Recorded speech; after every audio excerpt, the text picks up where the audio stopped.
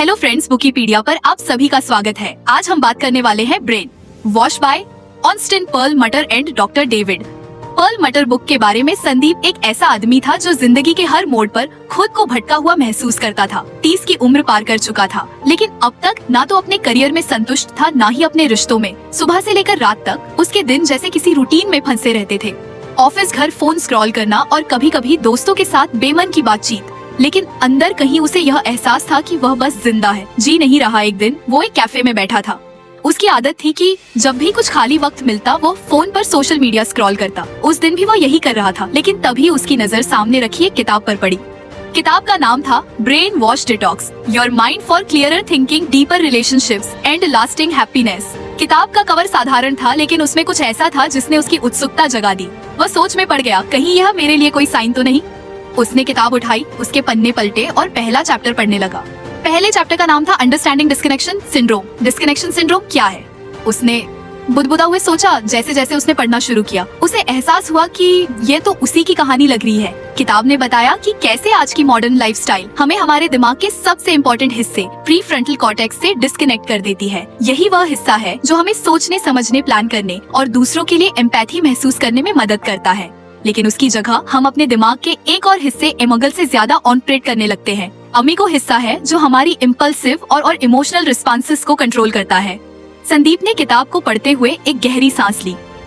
यार, ये तो बिल्कुल मेरे जैसा लग रहा है, उसने खुद से कहा। उसने महसूस किया कि वह भी हर छोटी बात पर रिएक्ट करता है, जैसे किसी ट्रैफिक सिग्नल पर, रेड लाइट पर फंसना या ऑफिस में बॉस की हल्की सी डांट। ये सब उसे अननेसेसरी स्ट्रेस देता था।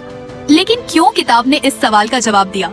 उसने बताया कि हमारे आसपास की हर चीज, चाहे वह सोशल मीडिया हो, प्रोसेस्ड फूड हो या कांस्टेंट नोटिफिकेशंस, हमें अमिगडाला ड्रिवन बना रही है। हम सोचने से ज्यादा रिएक्ट करने लगे हैं। सो बेसिकली मैं एक इमोशनल और इम्पल्सिव इंसान बन गया हूँ, क्योंकि मैं डिस्कनेक्ट हो गया हूँ अपने ही दिमाग से। उसने किताब को बंद करते हुए सोचा। संदीप के दिमाग में सवालों की झड़ी लग गई। क्या मैं भी डिस्कनेक्शन सिंड्रोम का शिकार हूँ? क्या मैं भी उन लोग में से हूँ जो सिर्फ इंस्टिंक्ट पर जीते हैं और लॉन्ग टर्म सोच ही नहीं पाते? उसने महसूस किया कि वह हमेशा अपने फोन, काम और छोटी छोटी बातों में इतना उलझा रहता है कि अपने लिए समय ही नहीं निकाल पाता। उस शाम जब वह घर लौटा, उसने पहली बार ध्यान दिया कि उसकी लाइफ कितनी कैटिक हो गई है। घर में सामान बिखरा हुआ था, फ्रिज में जंक फूड भरा पड़ा था और उसका फोन बस नॉन स्टॉप नोटिफिकेशंस आ रहे थे। उसने महसूस किया कि यह सब चीजें उसके दिमाग को हाईजैक कर चुकी थी। अगले दिन ऑफिस में एक मीटिंग के दौरान उसका बॉस एक नया प्रोजेक्ट डिस्कस कर रहा था। बाकी लोग सवाल पूछ रहे थे, लेकिन संदीप खोया हुआ था। उसका दिमाग बार बार किताब के उस लाइन पर अटक जाता, your disconnection is the reason behind your impulsive decisions. उसने सोचा, क्या मेरे करियर की सारी गलती मेरी डिस्कनेक्शन की वजह से हुई है क्या? इसीलिए मैं अभी तक अपने करियर में वह मुकाम नहीं हासिल कर पाया जो मुझे चाहिए था।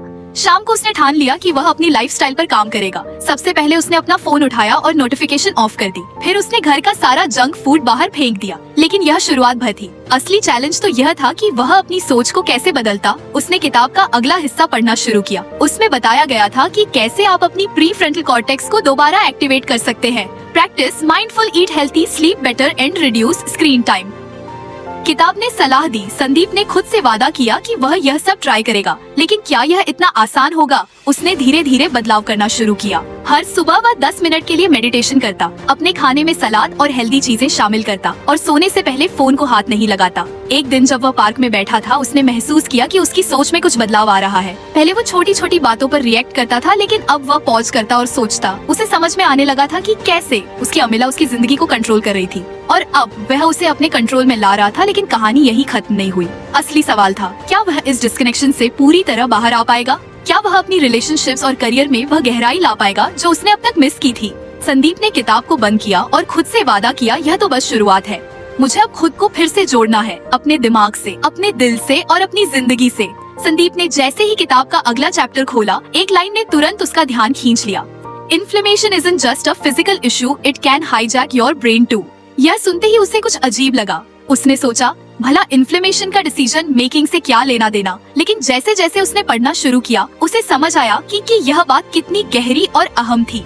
अगर आपको हमारी फ्री समरी अच्छी लगती है तो आप हमारे चैनल को सब्सक्राइब कर सकते हैं, हमारी मेंबरशिप खरीद सकते हैं या हमें यूपीआई के थ्रू सपोर्ट कर सकते हैं।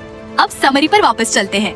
किताब ने बताया कि इन्फ्लेमेशन सिर्फ शरीर की बीमारी तक सीमित नहीं है, यह आपके दिमाग को भी धी